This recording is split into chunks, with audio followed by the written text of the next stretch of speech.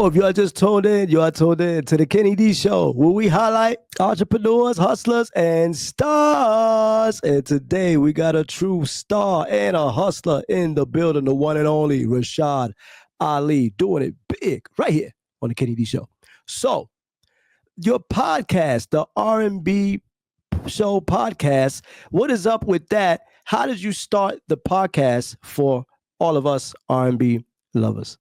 Yeah, so for the R&B Talk Show, it's funny, man, because after I got burnt out doing like online stuff back then, and I guess dealing with certain people, I was like, I don't want to do it no more. So what happened was the R&B group Riff, there was in a movie called Lean on Me. There was a guy that was sick in the restroom in front of Joe Clark and everything, and their manager reached out to me, asked was I gonna do interviews, and I said no, I said I'm not gonna do it. I said no, I'm good on that. It didn't click. I said, wait a minute now. They see me post all this content. Let me go ahead and do that. So I changed my name from the R&B So Effect TV to the R&B Talk Show. So that's what clicked in. Then I went from like interviewing like certain artists that I do personally, certain R&B singers. And then next thing you know, man, the very first celebrity guest was Raheem DeVaughn. Then it was Riff. Then it just went from there, And then it started becoming a habit because at the time of 2019, you got to think about it. Nobody was doing a podcast to the pandemic. All of a sudden, everybody was doing a podcast, to that point.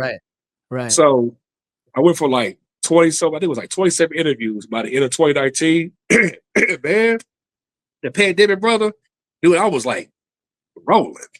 When I saw that it was 186, in 2020, they just kept big and big. That's when I realized, like, how there's an interviewer. And it's one thing they watching the guest, but the PRs and manager, they watching you, how you talk to people and everything. Right. So I said, okay, for me, I'm gonna separate myself from a lot of people, it wasn't about, okay, I should be better than them like that. I want to give something that people want to hear, not just controversy, who you slept with, I hope you're not in trouble anymore, nothing like this. So for me as a black man, I want to make sure that, our people get a chance to enjoy, great content. That was my thing. So you mentioned you interviewed Raheem DeVaughn. He is one of the most fabulous singers out here. Shout out to Neo Soul. He is his footprints are all in that. How was that interview for you, interviewing Raheem DeVaughn? Man, it blew my mind because when the PR reached out to me, and big shouts to Rafael Blanco, and I was talking to him, I was like, man, I can't believe I'm interviewing this brother and stuff. And when I made an announcement, everybody got excited. So I said, okay, I'm gonna take my time, go from there. But dude, I was almost starstruck because it's one thing you meet somebody, but actually talking to him. And I think I interviewed him for like, an hour and a half? Yeah. And we broke down. I was talking about the first album, up until this album and everything. He performed one of his unreleased songs on live on Instagram. So, all his fans had a good time, man.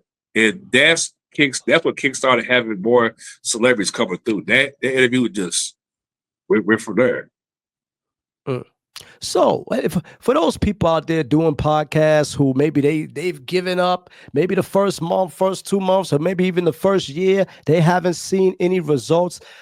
How important is it for them to just keep sticking with it until you get maybe that one guest like a Raheem DeVaughn or Janet Jackson or Kenny Lattimore, whatever? How important is that for that host to stick with the podcast? The main thing is that you gotta stay consistent. That's one thing. Because anytime you put a title out there, people just draw into it. One thing, you always got to hashtag every post you do of your company, because every time you hashtag, if you say, your company's name, people look it up on Google, people see the links of different stuff for the past and the present, and go from there. I say don't give up. When you interview with people, no matter if it's a newcomer or a legend, just take your time, because like with me, I have my moments where my mind be all over the place from the outside of it. Then I got to remind myself, okay, Rashad, you about to interview this individual. Make sure you're locked in. You know what I'm saying? That's the key. Because sometimes with certain guests, you never know which personality you're going to have that day. You just hope they have a good energy, come on in. Because with every guest, I tell the PR to tell their clients that, I want, make sure they have a good time. That's the most important. Just loosen up. They ain't got to be stiff, anything like that. not only doing interviews, but if you're not doing interviews, between that post content of history, the knowledge and the more you post about it, people engage into it. Like, prime example, like no matter how many interviews I do in between that week, I post like what's going on here this Black Music Month. I break down the history of it. That's what stands out. Because taking a picture of celebrity is cool, but it doesn't do you no justice. Because anybody can walk up, because we live in an internet world now that is more accessible to reach out to a person. When you screenshot stuff, you take, what I'm saying, but people more focus on what you bring to the table. They don't care about if you took a picture with Denzel Washington, Holly Berry, or nothing. It's about what you bring to the table. Because I never got infatuated to get caught up with that. And I see that happen to too many people in the past. So I said, okay, I'm going to separate myself from a lot of people. But people say, oh, man, Rashad, you need to, you need to go outside like the word outside, man. Listen, I've been outside. Just that I don't remotely put myself out there like that. I ain't no groupie. So I'm a grown 43-year-old man. Let's get that straight.